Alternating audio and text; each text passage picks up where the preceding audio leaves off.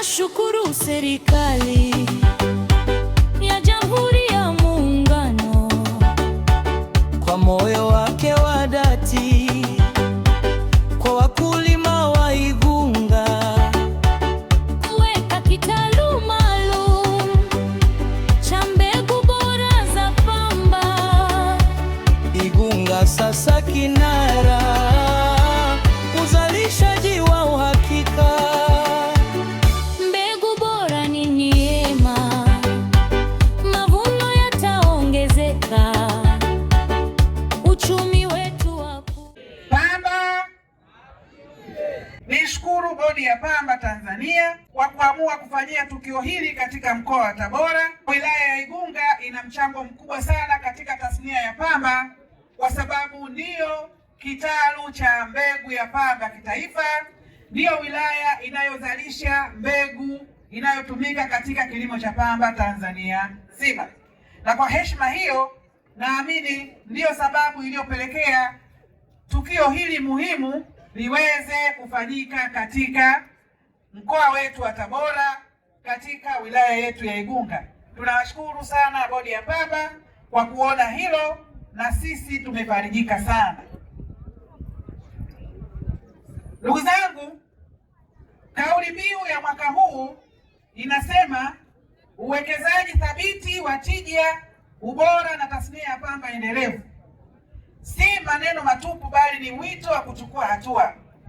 Ni mwongozo unaotutaka sisi sote kama wadau kuwekeza kwa malengo, kutumia rasilimali kwa busara na kuhakikisha kuwa tasnia ya pamba inaendelea kuwa endelevu kwa manufaa ya vizazi vya sasa na vizazi vijavyo.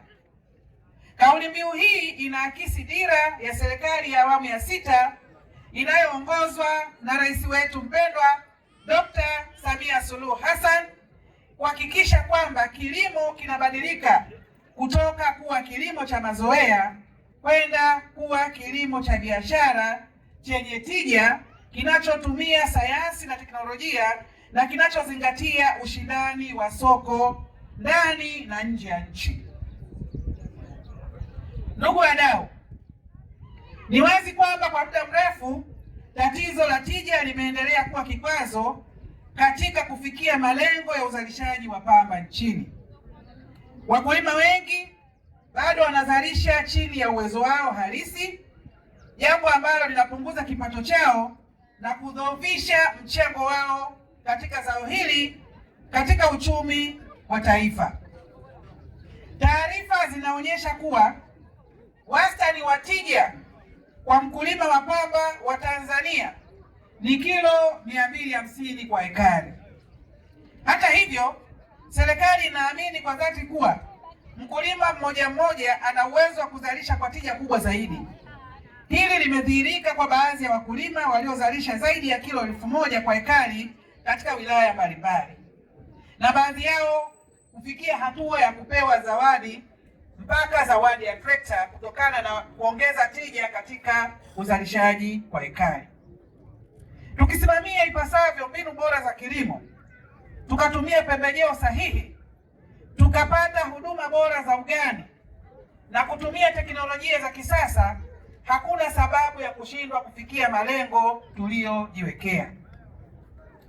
Nimeambiwa kuwa mbegu inayotumika ina uwezo wa kuzalisha zaidi ya kilo 1500 kwa ekari, na kwa mujibu wa taarifa kuna ekari zaidi ya milioni 1 zinazotumika kulima pamba nchini. Naamini kwa dhati kabisa kuwa pamoja kama taifa tuna uwezo wa kufikia lengo la kuzalisha tani milioni 1 za pamba. Hili si lengo la kinadharia, bali ni lengo linalotekelezeka, kila mmoja akitimiza wajibu wake. Tukifanikiwa katika hili la kuhakikisha kwamba tunafikia malengo ya kuzalisha kilo bilioni 1 za pamba kama taifa, Tanzania itaibuka kuwa kinara wa uzalishaji wa pamba barani Afrika, jambo ambalo litafungua fursa nyingi za kiuchumi, ikiwemo ajira, viwanda na mapato ya fedha za kigeni. Haya yote yanawezekana ikiwa kila mmoja atasimama kwenye nafasi yake kuhakikisha tunaenda kufikia malengo hayo tuliyojiwekea ya kufikia tani milioni 1 katika uzalishaji wa pamba nchini kwetu Tanzania. Ndugu wadau, ili kufikia malengo haya makubwa, serikali ya awamu ya 6 imeweka mkakati madhubuti unaojikita katika uwekezaji wa kimkakati katika sekta ya kilimo, hususan zao la pamba. Mkakati huu unahusisha ushirikiano wa karibu kati ya serikali, sekta binafsi, vyama vya ushirika na wakulima wenyewe. Moja ya hatua muhimu zinazochukuliwa ni kuendelea kurahisisha kilimo kwa wakulima kupitia uwekezaji katika zana za kisasa na teknolojia. Serikali imewezesha upatikanaji wa pembejeo ikiwemo trekta 780 kwa ajili ya kulima kwa gharama nafuu. Na katika hili trekta 100 kati ya hizo zimenunuliwa na wanunuzi wa pamba na wanatarajia kuongeza nyingine katika msimu ujao wa kilimo. Lakini pia serikali imewezesha upatikanaji wa ndege nyuki 60 kwa ajili ya upuliziaji viuadudu kudhibiti wadudu waharibifu. Na kama ambavyo serikali imekuwa ikihamasisha na kuhimiza kuongeza uwekezaji katika kilimo cha pamba, ni wazi kwamba wale ambao wanalima ekari nyingi kwa kutumia tu mabomba yale ya mgongoni, utatumia muda mrefu na hautaweza kumaliza ekari hizo kwa wakati. Lakini tukitumia ndege nyuki hizi ambazo serikali imewekeza, inarahisisha kuweza kufikia eneo kubwa kwa muda mfupi. Kwa serikali imeliona hilo na imeweza kufanya uwekezaji huu, lakini itaendelea kuongeza kwa kadiri ambavyo itaona inafaa ili kuweza kurahisisha swala zima la upuliziaji wa viuadudu katika mashamba yetu. Lakini pia serikali imewezesha trekta 16 maalumu za kupulizia viuadudu pamoja na zana kubwa kwa maana ya trekta za kuandaa mashamba na kupandia. Tunashukuru sana kwenye hilo, lakini pia kwa wenzetu wanunuzi wametuahidi hapa watawekeza katika hilo kuhakikisha tunapata trekta hizo kubwa ambazo zitasaidia katika swala zima la kuandaa kwa maana ya kupanda na hatua nyingine ambazo zinaendelea. Hatua hizi zimechukuliwa kwa lengo la kupunguza utegemezi wa nguvu kazi za mikono, kuongeza ufanisi katika uzalishaji na kuhakikisha wakulima wanapata mavuno mengi na bora kwa wakati. Napenda kutumia fursa hii kutoa wito kwa wadau wote, taasisi za umma kama magereza, sekta binafsi na wawekezaji kuendelea kuamini juhudi hizi za serikali na kuwekeza katika kilimo cha mashamba makubwa ya pamba. Miundombinu na mazingira rafiki yakiwa yanaendelea kuandaliwa na serikali katika sekta ndogo hii ya pamba. Ardhi bado tunayo, maeneo yapo mengi. Kwa hiyo taasisi, sekta binafsi, tukiunganisha nguvu na wakulima wetu hawa, tukaanzisha mashamba makubwa, yale malengo ya kufikisha kilo milioni 1 kama nchi tutaenda kuyafikia. Ndugu wadau, huduma za ugani ni uti wa mgongo wa mafanikio katika kilimo. Serikali kupitia mpango wa BBT, yani Building a Better Tomorrow, ikishirikiana kwa karibu na sekta binafsi kwa maana ya wanunuzi wa pamba, imeendelea kuimarisha huduma hizi katika maeneo yote yanayolima zao la pamba. Na katika msimu wa kilimo wa 2025-2026, kata zinazolima pamba ambazo zimenufaika na mpango wa BBT ugani zimeongezeka kutoka asilimia 152, zimeongezeka kwa asilimia 152 kutoka kata 232 msimu wa kilimo cha 2024-2025 hadi kata 589 msimu wa kilimo 2025-2026. Lakini maafisa ugani 828 wameajiriwa na wamewezeshwa kuwafikia wakulima moja kwa moja mashambani. Na kwa kweli tunaona mabadiliko makubwa katika tija ile ambayo tumekuwa tukiililia kwa muda mrefu. Uwepo wa maafisa ugani hawa umesaidia kuongeza tija kwa mkulima mmoja mmoja katika kata zetu, na tunatamani kuona kwamba maafisa ugani hawa waendelee kuongezeka ili hiyo tija izidi kuongezeka katika maeneo yetu. Matokeo ya mpango huu yanaonekana wazi.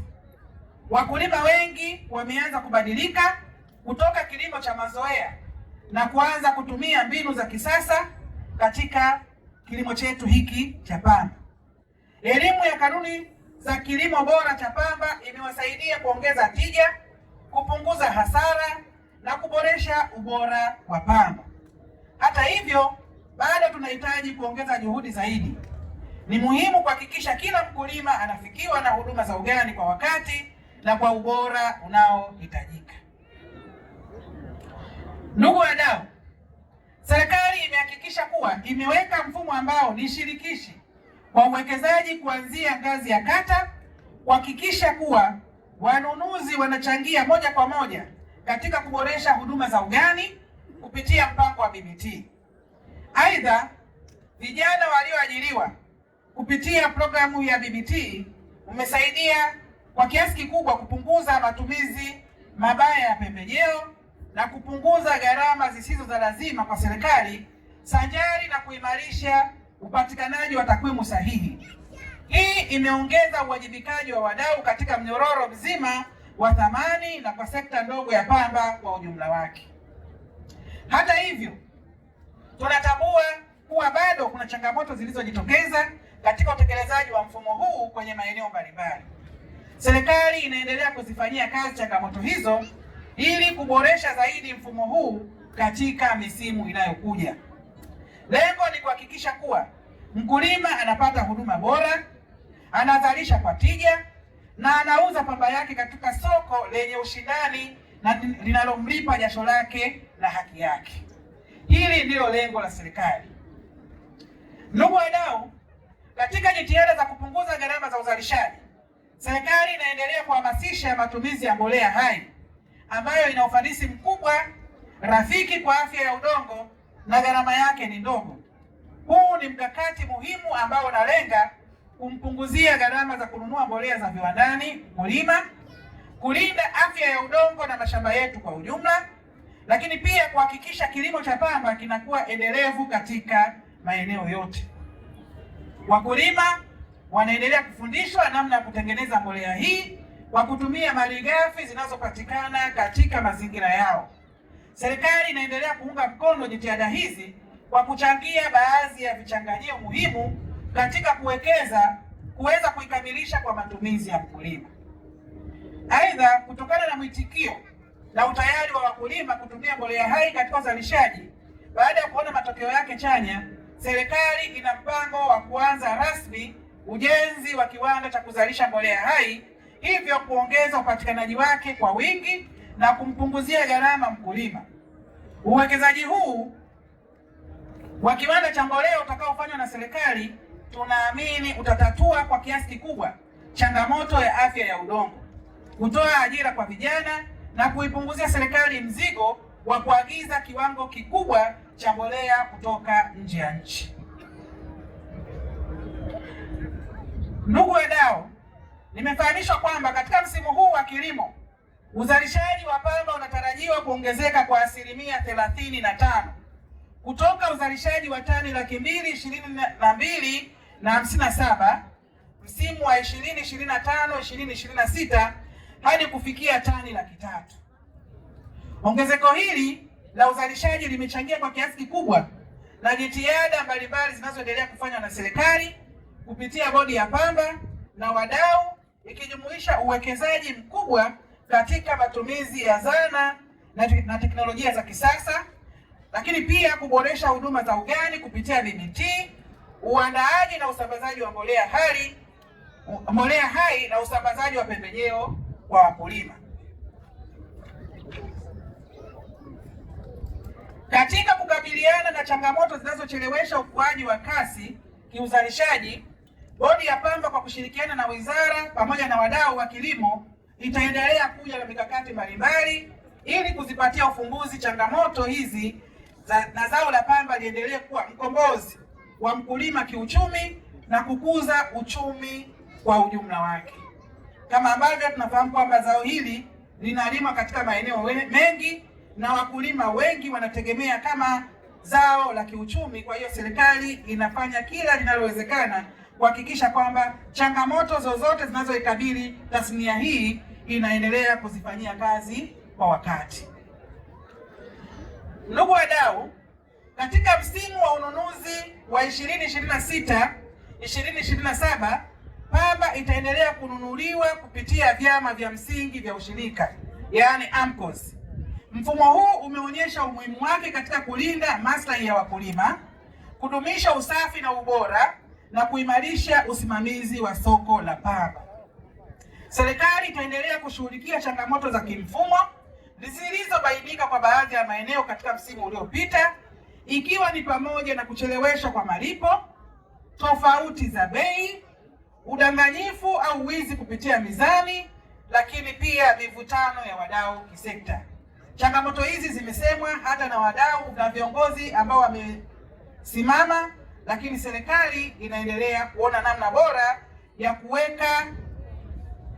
ya kuweza kuzifanyia kazi changamoto hizi ili kuhakikisha kwamba zinamalizika na mwisho wa siku mkulima aweze kufurahia jasho lake kutokana na kazi ambayo anaifanya ya kuzalisha zao la pamba. Napenda kusisitiza kuwa mafanikio ya mfumo huu yanategemea nidhamu, uwajibikaji na mshikamano wa wadau wote. Kwa hiyo wadau wote tukiweza kuungana, serikali, sekta binafsi, bodi ya pamba, wakulima, vyama vya ushirika, wote tukishirikiana kama wadau wa tasnia hii, tutaiwezesha tasnia ya pamba kuendelea kupiga hatua, lakini mwisho wa siku mkulima mmoja mmoja kuweza kunufaika. Ndugu wadau, tasnia ya pamba ni mnyororo mpana unaojumuisha wakulima, wanunuzi, wachambuaji, viwanda na masoko. Udhaifu katika sehemu moja unaathiri mfumo mzima. Hivyo basi, nawapongeza wadau wote wanaoendelea kushirikiana katika kuendeleza tasnia hii, lakini pia nitoe rai kwa kila mdau kutekeleza wajibu wake kikamilifu kwa maslahi mapana ya taifa. Ndugu wadau, ni muhimu pia kuangalia fursa zilizopo katika kuongeza thamani ya zao la pamba. Aidha, hadi sasa utegemezi wa soko la nje unafikia 70%, huku viwanda vya ndani vikitumia 30% tu ya pamba yote tunayozalisha. Badala ya kutegemea soko la nje na kuuza pamba ghafi pekee, tunapaswa kuwekeza katika viwanda vya kuchakata pamba na bidhaa zake hapa nchini. Hii itasaidia kuongeza ajira, kuongeza mapato ya wakulima, lakini pia kuimarisha uchumi wa nchi. Nimefurahi kuweza kusikia kwamba kiwanda cha kuchakata mbegu za pamba kitaenda kujengwa katika wilaya yetu ya Igunga, kwenye eneo ambalo tulilitoa kama wilaya kwa ajili ya utekelezaji wa mradi huu. Tunatoa pongezi kwa serikali, lakini pia kwa bodi ya pamba kwa kuliona hili. Tunaamini kiwanda hiki kikikamilika, basi kitaenda kujibu changamoto ambazo nimezieleza hapo awali. Ndugu wadau, kwa kumalizia, napenda kusisitiza kuwa mafanikio ya tasnia ya pamba yanahitaji ushirikiano wa dhati wa wadau wote. Serikali itaendelea kuweka mazingira wezeshi, lakini jukumu la utekelezaji liko mikononi mwa kila mmoja wetu. Niendelee kusisitiza kwamba kila mmoja atimize wajibu wake. Na kabla sijamalizia hotuba yangu, niendelee kutoa shukrani kwa kamati ya maandalizi kwa namna ambavyo imejipanga na kufanikisha zoezi hili. Kwa kweli tunawashukuru sana na zoezi hili limefana vizuri. Lakini nilipongeza vikundi vyote ambavyo vimetuburudisha hapa, lakini katika vikundi hivi tumepata ujumbe mzuri ambao utaenda kuleta chachu katika kuboresha zao hili la pamba. Ni imani yangu kwamba pamoja na burudani tuliyoipata, basi pia ujumbe ambao umetolewa ukawe chachu ya kuweza kuongeza tija katika uzalishaji wa zao la pamba. Ndugu wadau, nimalizie kwa kile kipengele ambacho tumekuwa tukikisubiri. Sasa naweza nikasema sijui nimemaliza, tutakuwa tuko sawa sawa nikimalizia hapo. Wadau wa pamba, nikisema nimemaliza nitakuwa niko sawa sawa? Hapana. Wadau wa pamba wamegoma bwana. Wanasema hawataondoka mpaka nitamke kile wanachokitaka kukisikia. Safi kabisa. Baada ya maelezo haya ya kina, napenda kutumia fursa hii kutamka rasmi kuwa, niseme nisiseme? Niseme nisiseme? Sema. Msimu wa ununuzi wa pamba 2026-2027 umefunguliwa rasmi leo na bei elekezi ya pamba itakuwa shilingi 1240. Safi kabisa, 1240 kwa pamba ya daraja A na shilingi 620 kwa pamba ya daraja B. Naelekeza kuwa taratibu zote zizingatiwe, wakulima walipwe kwa wakati na haki itendeke kwa kila mdau. Asanteni sana kwa kunisikiliza. Uzinduzi huu wa leo uwe mwanzo wa mafanikio. Pamba dhahabu nyeupe itupeleke mbali.